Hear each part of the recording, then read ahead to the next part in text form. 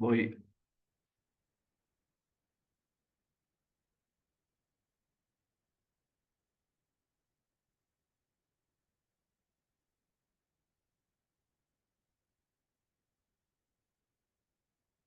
Bien. Bueno, ¿se ve ahí? ¿Se ve bien?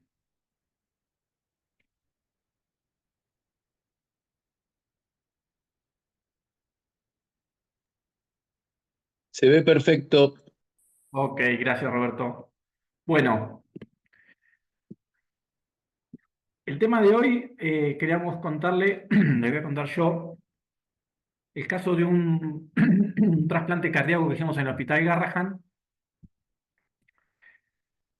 de un paciente de 17 años que tenía un diagnóstico de ventrículo único, ya operado en el hospital, con doble Glenn, estaba con un estadio de Fontan fallido y tenía puesto un stent en la placa de perfil de la derecha, la imagen. Si ven bien, hacen foco bien en el medio, se puede ver el stent, un stent en el tubo está cardíaco. Ya estaba en estadio Fontan fallido, con la válvula auriculoventricular con insuficiencia moderada severa y disfunción severa del ventrículo único. Entonces, se lo anota en lista de espera de un corazón.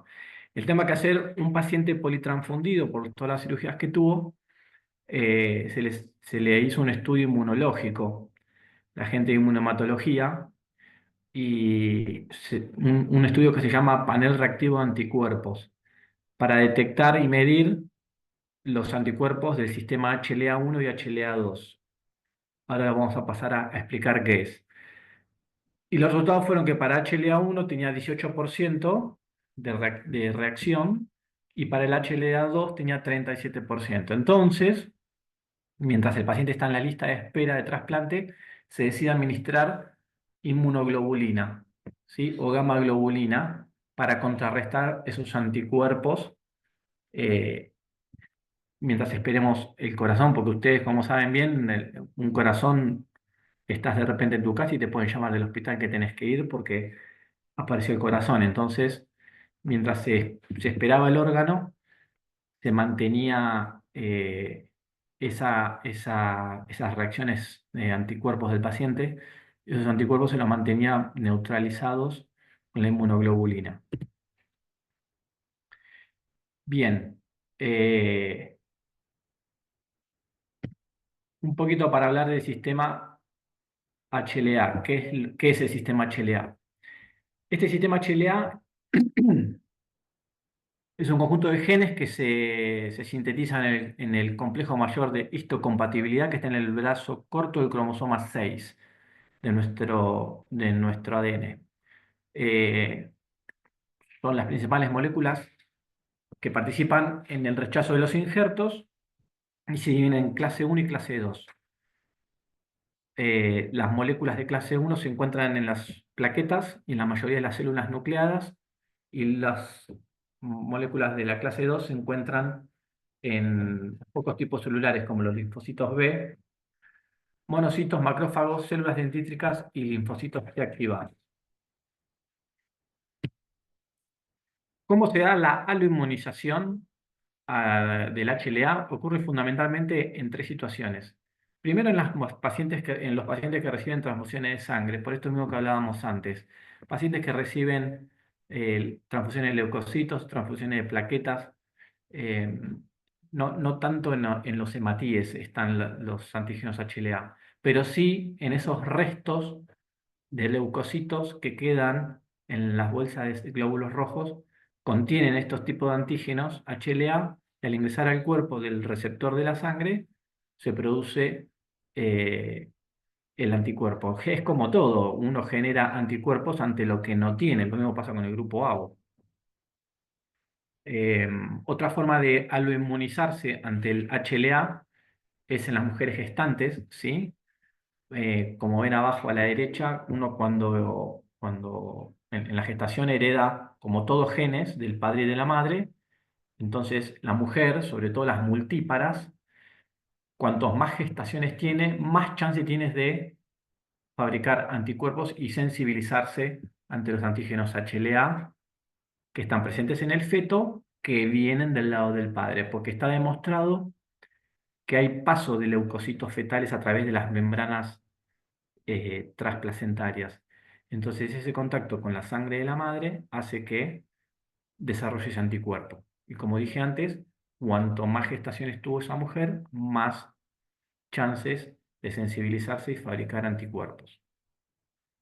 Y bueno, y en el tercer caso, eh, los pacientes están sometidos a órganos, a trasplantes de órganos y tejidos, también están sensibilizados por las politransfusiones que tuvieron, ¿sí? Y si fueron trasplantados con órganos y tejidos en su primera vez y no tenían antígenos, anticuerpos anti-HLA, bueno, los van a fabricar justamente luego de recibir un trasplante. ¿Cuál es el sistema que se le llama PRA, Panel Reactive Antibodies? Bueno, hay un estudio que se llama microlinfocitotoxicidad, en el cual el suero del paciente receptor del órgano se lo va a, a enfrentar a un pool o a un panel de linfocitos, ¿sí? Ya industrial, previamente preparado, que alrededor de 30 a 50 donantes, y en una placa se los enfrenta ese suero del receptor con los linfocitos que vienen en el panel. Si la reacción es positiva, se van a contar los números de células positivas sobre el total de las células estudiadas.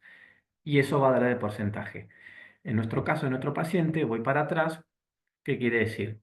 Que para los antígenos de HLA-1, el 18% de esos donantes son incompatibles porque tienen anticuerpos. Y para HLA-2, el 37% de esos donantes de ese panel son incompatibles con nuestro receptor. En cuanto a la inmunidad de los trasplantes, eh, podemos decir que en las moléculas de HLA, las clásicas son clase 1 y clase 2, como dije al principio, que van a sintetizar los genes para los antígenos de la clase 1, A, B y C, y de la clase 2, DR, DQ y DP. ¿Y cómo interactúan con los órganos y qué tiene que ver con la inmunidad? Bueno, dentro de los primeros 6 meses, los desajustes que hay, si es que hay desajustes o rechazos o problemas en el órgano trasplantado, tiene que ver con la interacción del gen HLA-DR. ¿Sí? Después, en los primeros 2 años del trasplante, va a tener que ver el antígeno HLA-B larga.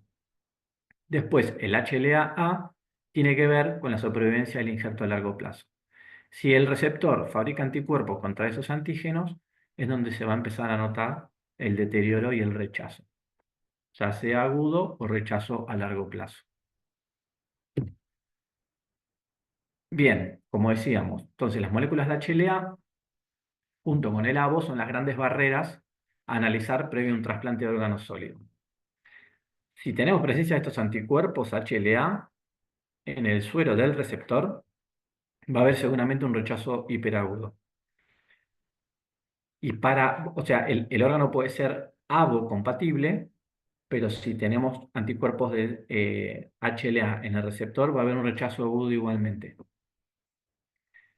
Entonces, en estos casos, como en nuestro paciente, cuando uno sabe de antemano que hay anticuerpos HLA dando vuelta, para disminuir ese riesgo de complicación, porque sabemos que no hay otra solución que ir a trasplante, y para tratar de mantener el éxito del trasplante y la supervivencia del órgano, se pueden usar fármacos inmunosupresores como las inmunoglobulinas que se pueden combinar con procedimientos como la féresis. En este caso se va a llamar recambio plasmático terapéutico, ¿sí? Para la eliminación de los anticuerpos que se formaron en el futuro receptor candidato al trasplante.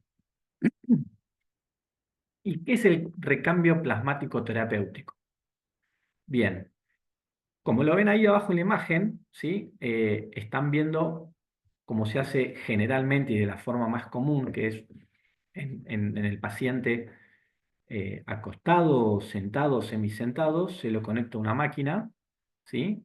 En la cual se coloca una aguja, se le pincha una vena, la sangre va a salir hacia la máquina, que por un sistema de rodillos la va a ir moviendo, la va a ir haciendo avanzar hasta lo que se ve abajo, que es literalmente se le llama cinturón, en donde se va a separar la sangre, toda la sangre entera, en las diferentes capas.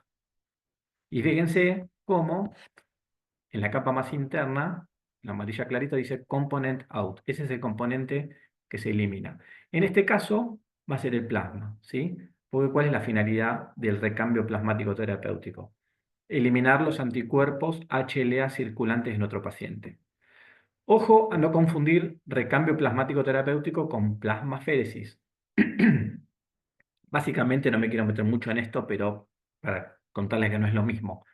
La plasmaféresis se extrae el plasma del paciente, se le puede hacer alguna modificación y se le puede volver a infundir. En el recambio plasmático terapéutico se elimina totalmente, ¿sí? Totalmente el plasma del paciente y se repone con plasma de banco y albúmina humana, generalmente al 5%, la albúmina humana.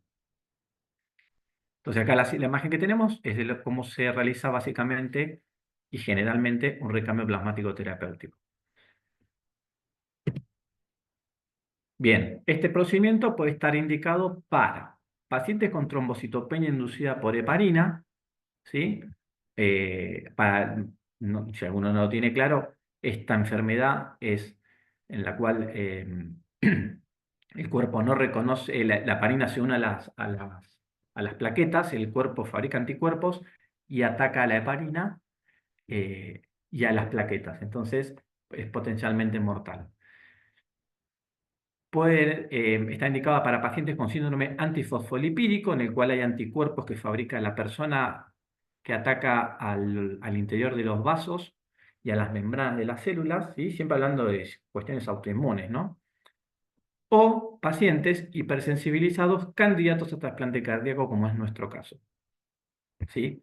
Personas que fueron trasplantadas o que fueron transfundidas, politransfundidas, en un determinado momento de su vida, tienen anticuerpos circulando y si van a ir a un trasplante o retrasplante, bueno, se analiza de forma inmunológica y se detectan esos anticuerpos, según el PRA, lo que vimos recién. Cuando nosotros nos enteramos que este paciente estaba en lista de espera y que tenía la complejidad que tenía, hicimos un Ateneo y dijimos, bueno, si hubiese sido un paciente bebito, un paciente chiquitito, le hubiésemos hecho un recambio de volemia directamente, ¿sí? Pero como es un paciente grande de 17 años, 50 y pico de kilos, eh, y basándonos en el protocolo de plasmaféresis o recambio plasmático terapéutico durante la bomba del Hospital de Niños de Boston, pudimos conseguirlo y realizamos, esto fue en el año 2021, estábamos en pandemia, realizamos en un quirófano, un día de la tarde, todos los que íbamos a estar involucrados en el trasplante, realizamos una simulación.